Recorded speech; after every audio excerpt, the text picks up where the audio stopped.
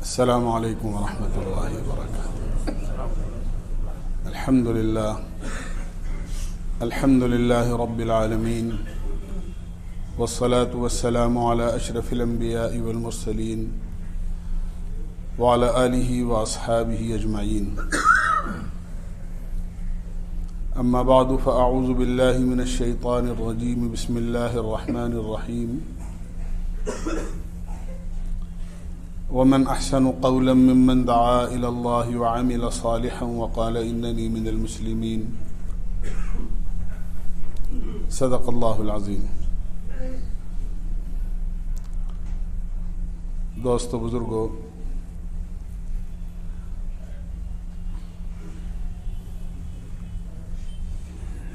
رجب کا مہینہ شروع ہو گیا ہے اور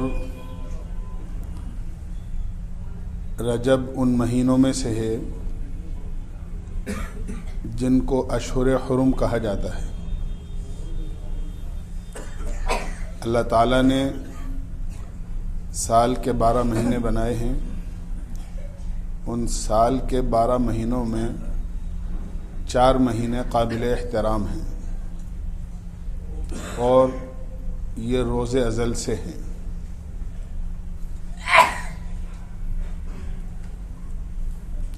یوم خلق السماوات والارض منها 4 حرم، زمین و آسمان کی پیدائش کے وقت سے 12 مہینے ہیں اور اس میں 4 مہینے حرمت والے مہینے شمار ہوتے ہیں۔ ان میں سے ایک مہینہ رجب کا مہینہ بھی ہے۔ اللہ کے نبی علیہ السلام کا یہ معمول تھا کہ اللہ کے نبی علیہ السلام جب رجب کا چاند دیکھتے تھے تو آپ اللہ سے یہ دعا مانگتے تھے، اللہم بارک لنا فی رجب و شعبان وبلغنا رمضان۔ اے اللہ، تو ہمارے شعبان اور رجب کے مہینے میں برکت دے دے اور ہمیں رمضان تک پہنچا دے۔ اللہ کے نبی علیہ السلام سے ہر موقع کی دعا ثابت ہے اور دین کا بہت بڑا حصہ دعاؤں کے اندر چھپا ہوا ہے۔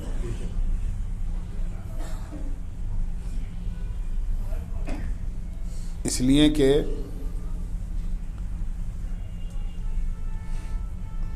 اللہ تعالیٰ نے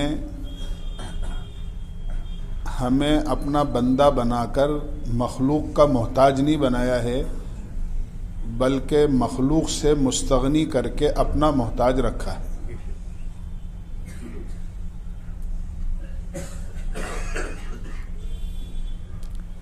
اس لیے کہ جو خود محتاج ہو وہ محتاج کی ضرورت کو کیا پورا کرے گا؟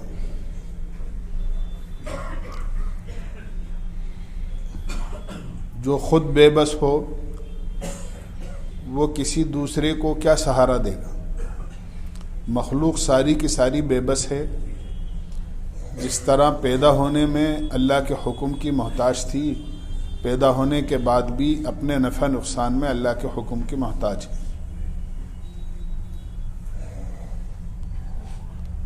جب کرنے والا اللہ ہے تو آدمی کو اللہ ہی کی طرف متوجہ ہونا چاہیے۔ اسی لیے قرآن کریم میں اللہ نے فرمایا ہے، یا ایھا الناس انتم الفقراء الی اللہ، کہ تم سارے کے سارے فقیر ہو اللہ کے، مخلوق کے نہیں، اللہ کے فقیر ہو۔ پتہ یہ چلا کہ تم اپنی ہر ضرورت میں اللہ کی طرف متوجہ ہوا کرو، اللہ سے مانگا کرو۔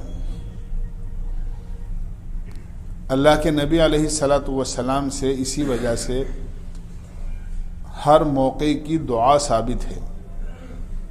بہت دعائیں اللہ کے نبی نے مانگی ہیں۔ حدیث کی کتابیں اللہ کے نبی علیہ السلام کی دعاؤں سے بھری ہوئی ہیں۔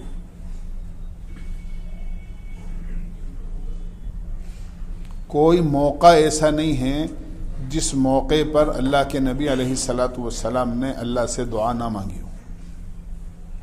کوئی موقع ایسا نہیں.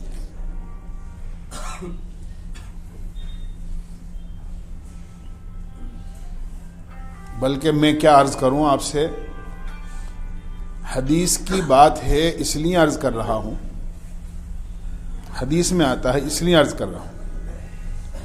حدیث کی بات ہے کہ جب میاں بیوی آپس کے اندر ملتے ہیں اور بالکل وہ تنہائی کا موقع جب آدمی اپنی ضرورت اپنی بیوی سے پوری کر رہا ہوتا ہے، اللہ کے نبی نے اس وقت کی بھی دعا بتائی ہے.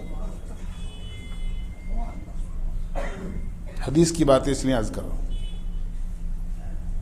اس وقت کی بھی دعا بتائی اور یہ فرمایا کہ جو اس دعا کو پڑھ کر بیوی سے ملتا ہے تو اللہ تعالیٰ شیطان کے شر سے اولاد کو محفوظ کر لیتا ہے. اور اگر آدمی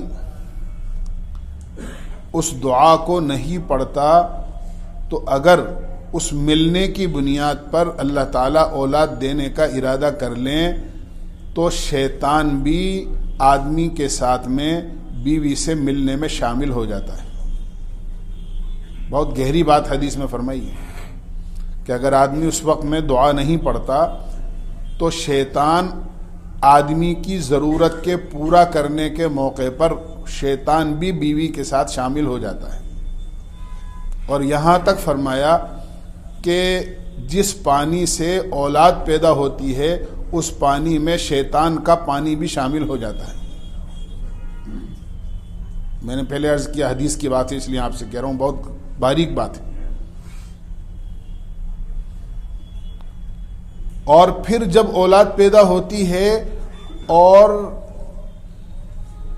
وہ کسی غلط رخ پر چلی جاتی ہے تو خود آدمی اپنی زبان سے یہ لفظ کہتا ہے کہ صاحب یہ میرا بیٹا ہے اور یہ تو بڑا ہی شیطان ہے. عام رواج دیکھیں گے آپ، بچہ شرارت کرتا ہے نا زیادہ، کہتے ہیں تو بہت ہی شیطان ہے. تو شیطان اس لیے ہیں کہ شیطان کی آمیزش اور ملاوٹ شامل ہے اس میں، اس لیے کہ دعا نہیں پڑھی گئی. ہمیں تو ایسے موقعوں پر خیال بھی اور تصور بھی نہیں آتا کہ اس وقت بھی اللہ کو یاد کریں. میں نے آپ سے اس لیے عرض کیا ہے کہ اللہ کے نبی علیہ الصلاۃ والسلام سے ہر موقع پر اللہ سے مانگنا ثابت ہے. دین کا بہت بڑا حصہ دعاؤں میں شامل ہے تاکہ ہمیں یہ معلوم ہو کہ ہمیں اللہ سے کیا مانگنا ہے اور کیا نہیں مانگنا ہے.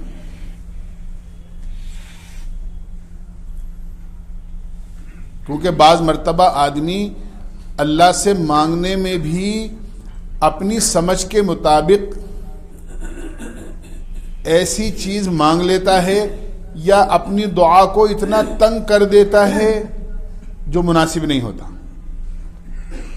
اللہ کے نبی کے زمانے میں ایک صاحب نماز پڑھنے کے لیے آئے اور انہوں نے نماز پڑھی اور نماز پڑھنے کے بعد میں یہ دعا مانگی، اے اللہ تو مجھ پر رحم فرما اور محمد صلی اللہ علیہ وسلم پر رحم فرما اور ہم دونوں کے علاوہ کسی پر رحم نہ فرما. اللہ کے نبی نے دعا سنی تو آپ نے ان کو بلا کر متنبہ کیا. آپ نے فرمایا تم نے اللہ کی رحمت کو بہت چھوٹا کر دیا یا تم نے اللہ کی رحمت کو بہت کم سمجھا کہ اگر اللہ اوروں پر بھی رحمت کرے گا تو ہماری اوپر جو رحمت ہے اس میں کچھ کمی آ جائے گی. کہا ایسا نہیں ہے.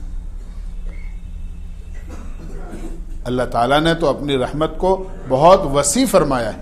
وَرَحْمَتِي وَسِعَتْ كُلَّ شَيْءٍ، میری رحمت تو ہر چیز پر حاوی ہے. اور تم نے اللہ کی رحمت کو تنگ کر دیا. تو الغرض اللہ کے نبی علیہ الصلاۃ والسلام بجائے اس کے کہ کوئی اور عمل کریں، آپ نے دعا بتائی ہے کہ جب تم رجب کا چاند دیکھو تو یہ دعا مانگو، کیونکہ اللہ کے نبی دعا مانگتے تھے کہ اللہ تو ہمیں ہماری زندگی میں اتنی برکت دے دے کہ ہم کسی طرح رمضان تک پہنچ جائیں اور زندگی میں ایک مرتبہ رمضان پھر مل جائے. اس لیے آپ یہ دعا مانگتے تھے کہ زندگی کے ختم ہونے کا کوئی بھروسہ نہیں ہوتا. رمضان کے ملنے کا اور رمضان تک پہنچنے کا آپ کو اتنا شوق رہتا تھا اور اتنا اشتیاق رہتا تھا کہ آپ 2 مہینے پہلے دعا مانگ رہے ہیں اللہ کسی طرح تو ہماری زندگی میں اتنی برکت دے دے کہ رجب اور شعبان کا مہینہ گزر جائے اور ہمیں رمضان مل جائے. اس لیے کہ آپ جانتے تھے اس بات کو کہ موت یقینی ہے اور زندگی دھوکہ ہے، نہ معلوم کب زندگی چھوڑ دے. زندگی ساتھ چھوڑ دے، کب چھوڑ دے کچھ پتہ نہیں. آپ فرماتے ہیں میں کھانے کے لیے لقمہ منہ میں لیتا ہوں اور مجھے یقین نہیں ہوتا کہ زندگی میں اس کو حلق سے نیچے اتار بھی سکوں گا یا نہیں. آپ فرماتے ہیں کہ میں نماز کا ایک سلام پھیرتا ہوں اور یقین نہیں ہوتا کہ دوسرا سلام بھی پھیر سکوں گا نہیں پھیر سکوں گا. حضرت اسامہ نے ایک باندی خریدی اور 1 مہینے کی مدت متعین کر لی پیسے دینے کی، 1 مہینے کے ادھار پر خریدی. آپ کو پتہ چلا تو آپ نے فرمایا اسامہ کو بھی اپنی زندگی کی بڑی لمبی امید ہے، کیا اس کو یقین ہے کہ وہ 1 مہینے تک زندہ رہے گا؟ یہ سب سکھانے کے لیے کہ آدمی اپنے ہر دن کو آخری دن سمجھے کہ نہ معلوم زندگی کا کون سا دن میری زندگی کا آخری دن.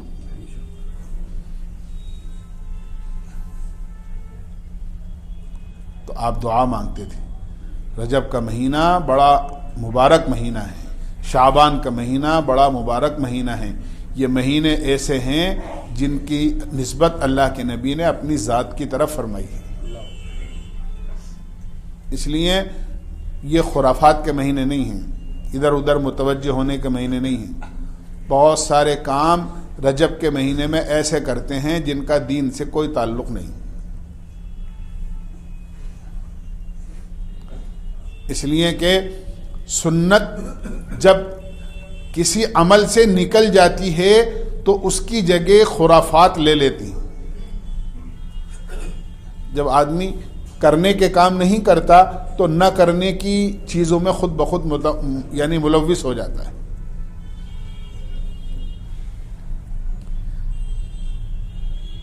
یہ پہلی چیز کہ رجب کا مہینہ ہے اور ہمیں بھی ایسا ہی انتظار رہنا چاہیے رمضان کا جیسے اللہ کے نبی علیہ الصلوۃ والسلام کو رہتا تھا.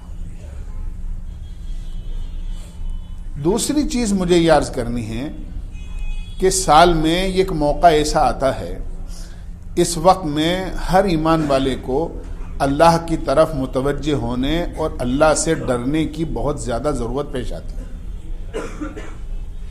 اس لیے کہ دیکھو حدیث میں اللہ کے نبی علیہ السلام نے اللہ کی بات کو نقل فرمایا ہے اور یہ فرمایا ہے انی اذا اطعت رضیت. میں نے دنیا میں انسانوں کو اس لیے پیدا کیا ہے کہ وہ میری اطاعت اور فرما برداری کریں. تو جب میری اطاعت ہوتی ہے تو میں راضی ہو جاتا ہوں. وَإِذَا رَضِيتُ بَارَكْتُ، اور جب میں راضی ہوتا ہوں تو برکتوں کے دروازے کھولتا ہوں. وَلَيْسَ لِبَرْكَتِي نِهَايَةٌ، اور جب میں برکتیں اتارنے کا فیصلہ کر لیتا ہوں تو میری برکت کی کوئی انتہا نہیں ہوتی. بے شمار واقعات حدیث میں ایسے ہیں کہ اللہ تعالیٰ نے جب کسی چیز میں برکت ڈالنے کا ارادہ فرما لیا تو معمولی چیز میں بہت برکت ہو گئی، بہت برکت ہو گئی. حضرت ابو ہریرہ رضی اللہ عنہ ایک دفعہ بھوک کی وجہ سے اللہ کے نبی کی خدمت میں آئے تو اللہ کے نبی سمجھ گئے کہ ابو ہریرہ بھوکے ہیں. گھر تشریف لے گئے، ان کو ساتھ لے کے پوچھا کوئی کھانے کی چیز ہے، پتہ چلا دودھ کا پیالہ ہے جو آپ کی خدمت میں کہیں سے ہدیے کے طور پر بھیجا گیا ہے. آپ نے وہ دودھ کا پیالہ منگایا تو حضرت ابو ہریرہ بڑے خوش ہو گئے، کہنے لگے کہ اب تو بھوک کا مسئلہ حل ہو جائے گا. لیکن اللہ کے نبی علیہ الصلوۃ والسلام نے فرمایا اصحاب صفہ جو مسجد نبوی میں غریب قسم کے صحابہ ہیں ان کو بلا کے لے آؤ. وہ 70-72 تھے. حضرت ابو ہریرہ کو بڑی یعنی تکلیف ہوئی کہ وہ جب ان کو بلایا جا رہا ہے اور 70-72 ہیں تو دودھ کا چھوٹا سا پیالہ ہے، اس میں سب کا کیا بھلا ہوگا. لیکن اللہ کے نبی علیہ السلام نے ان کو بلوایا اور کہا کہ ابو ہریرہ سب کو پلاؤ. جب سب نے اس کو پینا شروع کیا تو 72 کے 72 حدیث میں آتا ہے وہ پیٹ بھر کر دودھ کو پی گئے، لیکن دودھ کا پیالہ جیسا تھا ویسا کا ویسا ہی تھا، اس میں کوئی ایک گھونٹ بھی کمی نہیں. ابو ہریرہ نے آخر میں پیا، پھر اللہ کے نبی نے سب سے آخر میں نوش فرمایا. ایسے بے شمار واقعات احادیث میں برکتوں کے ہیں، لیکن یہ اللہ کی اطاعت پر ہوتا ہے. اس کے بالکل بالمقابل یہ فرمایا کہ جب میری نافرمانی ہوتی ہے تو میرا غصہ وجود میں آتا ہے. بچے جو لخت جگر ہوتے ہیں، گھر کو بار بار گندا کر دیں تو ماں باپ بھی ناراض ہو جاتے ہیں. کبھی جھاڑو دی تھی ماں ناراض ہو جاتی ہیں، بہن ناراض ہو جاتی ہیں، ابھی جھاڑو دی تھی تم نے پھر گندا کر دیا اس کو. جب بندے گناہ کر کر کے اللہ کی زمین کو گندا کرتے ہیں تو اللہ کا غصہ وجود میں آتا ہے.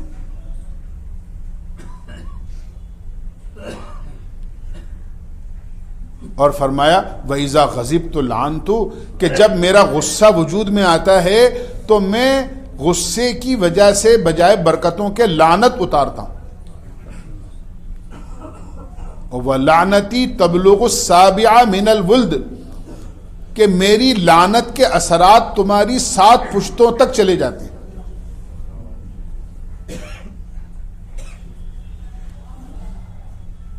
یہ موقع ایسا ہوتا ہے دسمبر کے اخیر کا اور جنوری کے شروع کا کہ پورے سال میں اس وقت میں پورے سال میں جتنے گناہ ہوتے ہیں اس سے زیادہ ان 10-15 دن کے اندر گناہ ہوتے ہیں.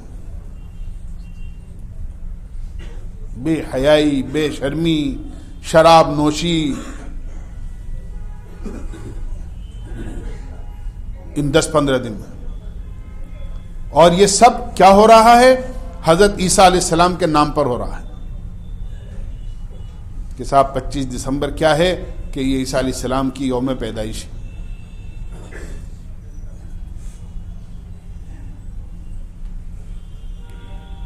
اور پھر ایک ہفتے بعد میں کہ صاحب نیا سال شروع ہوا اور پرانا سال ختم ہوا، لہذا لوگ نیا سال منانے کے لیے اپنے گھروں کو چھوڑ کر ہوٹلوں میں، پارکوں میں، ادھر ادھر کلبوں میں اور خرافات کی جگہ، بے حیائی کی جگہ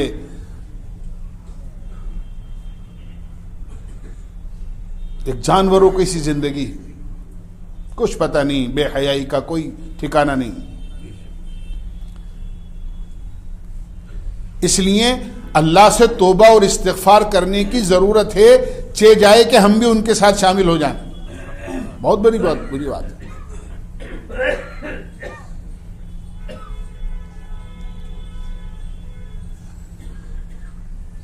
ہم لوگ بھی ان کے ساتھ شامل ہو جاتے ہیں، ہمارا اس سے کوئی تعلق نہیں. ایک طرف ہم دوسری بات کہتے ہیں کہ یہود و نصارہ سے ہمارا کوئی تعلق نہیں ہے. اللہ کے نبی علیہ الصلوۃ والسلام نے باقاعدہ پناہ مانگی ہے، اور قرآن کریم میں اللہ تعالی نے فرمایا ہے یا ایھا الذین آمنوا لا تتخذوا اليہود والنصارى اولیاء، یہود و نصارہ کو کبھی اپنا دوست مت سمجھنا.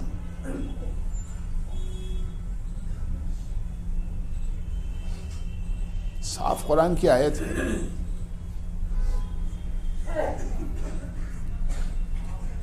ایک طرف ہم کہتے ہیں کہ یہود ظلم کر رہے ہیں مسلمانوں پر فلاں ملک میں فلاں میں، اور ایک طرف جب ان کی اس قسم کی تاریخیں آتی ہیں یا ان کے اس قسم کے موقع آتے ہیں تو ہم بھی ان کے ساتھ ان کی خوشیوں میں شامل ہو جاتے ہیں، جبکہ ہمارا ان کا کوئی تعلق ہی نہیں، راستہ ہی الگ الگ ہے.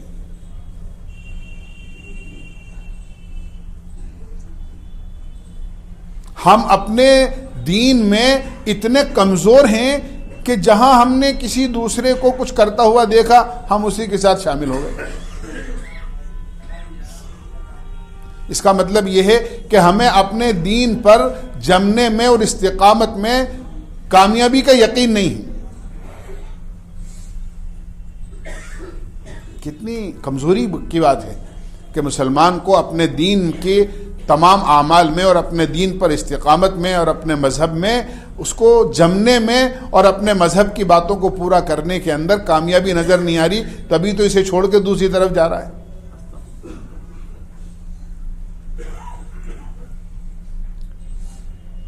اس لیے میں نے عرض کیا کہ یہ موقع ایسا ہوتا ہے کہ پوری دنیا میں یہ بڑے بڑے علماء کا تجزیہ ہے کہ پوری دنیا میں دسمبر کے اخیر اور جنوری کے شروع میں جتنے گناہ ہوتے ہیں, پورے سال کے گناہ ایک طرف اور اس موقع کے گناہ ایک طرف.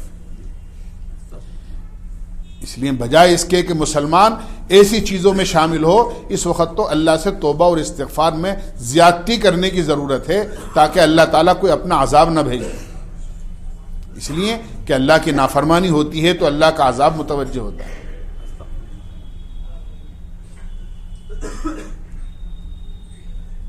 ہمارا کام نہیں ہے. اللہ کے نبی علیہ الصلاۃ والسلام نے ارشاد فرمایا, من کسر سعاد قوم فہو منہم. دنیا میں جو لوگ جن کی مشابہت اختیار کرتے ہیں, جن لوگوں کے ساتھ شامل ہو کر ان کے مجمع میں زیادتی پیدا کر دیتے ہیں. 5 آدمی غلط کام کر رہے ہیں اور اپنا وقت ضائع کر رہے ہیں, اپنا مال ضائع کر رہے ہیں اور اپنی زندگی کو خراب کر رہے ہیں, گناہوں میں ہیں. 2-4 آدمی ان کے ساتھ اور شامل ہو گئے تو فرمایا کہ یہ 2-4 آدمی چاہے وہ کوئی بھی ہوں, اگر ان کے ساتھ شامل ہو گئے تو قیامت میں اللہ ان کا حشر بھی انہی کے ساتھ فرمائیں گے.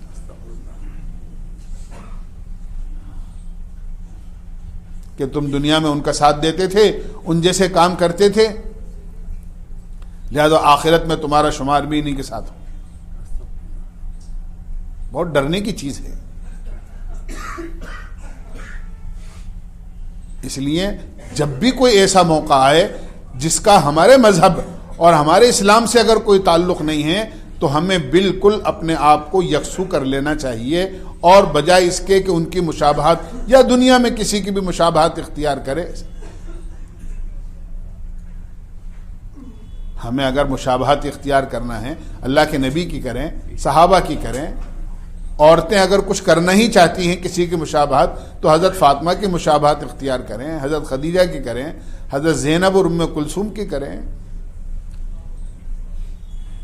یہ ہمارے لیے آئیڈیل ہیں. ان کی زندگی پاکیزہ زندگی ہے. صحابہ کی زندگی, نبیوں کی زندگی, اولیاء کی زندگی, بزرگان دین کی زندگی, یہ زندگی نمونہ ہے.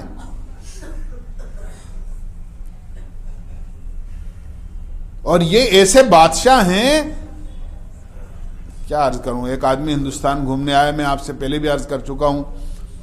جب وہ واپس گیا تو اس نے جا کر ہندوستان کی تاریخ میں یہ بتایا کہ میں نے زندہ لوگوں کو حکومت کرتے ہوئے تو بہت دیکھا ہے, آپ نے بھی دیکھا ہوگا, لیکن ہندوستان میں گیا کہ ایک آدمی قبر میں آرام کر رہا ہے اور لوگوں کے دلوں پر حکومت کر رہا ہے. حضرت خواجہ صاحب اجمیر شریف میں آرام فرما رہے ہیں. آج دیکھو کتنے لوگ اس سے ہٹ کر کہ بھئی وہاں کیسے جانا چاہیے, ان بیچاروں کو نہیں معلوم طریقہ کسی بزرگ کی, کسی اللہ والے کی قبر پہ حاضر ہونے کا, لیکن محبت کے اندر آج کتنی قومیں ہیں جو حضرت خواجہ صاحب کی محبت کے اندر وہاں زیارت کرنے جاتی ہیں. ایسے لوگ بھی جا رہے ہیں جن کے پاس اسلام نہیں, کیونکہ جب آدمی اللہ کا محبوب بن جاتا ہے تو اللہ اس کو دنیا میں اللہ کے بندوں کا محبوب بنا دیتے ہیں, چاہے وہ زندہ ہو یا مردہ ہو, دنیا سے چلا گیا ہو. اس لیے ان چیزوں کی دھیان اور نشاندہی اور یاد دہانی ہمارے لیے بہت ضروری ہے. مسلمان کی ذمہ داری ہے کہ چوکنا رہے. مسلمان بیوقوف نہیں ہوتا ہے, اور نہ ہونا چاہیے کہ جو ہمیں جس طرف چاہے لے جائے اور جدھر کی ہوا چلے ادھر جھک جائیں. یہ ہمارا کام نہیں ہے. مسلمان کا کام تو یہ ہے اپنے دین پر ایسا استقامت کے ساتھ جمع رہے کہ دوسرا کوئی بھی کیسی بھی آندھی چلے بے دینی کی, فتنوں کی, لیکن اپنا دین چھوڑ کر کسی اور طرف نہ جائے. یہ مسلمان کی بڑی ذمہ داری ہے اور ایسا ہی ہونا چاہیے. اللہ ہمیں سمجھنے کی اور عمل کی توفیق نصیب فرمائے۔ وآخر دعوانا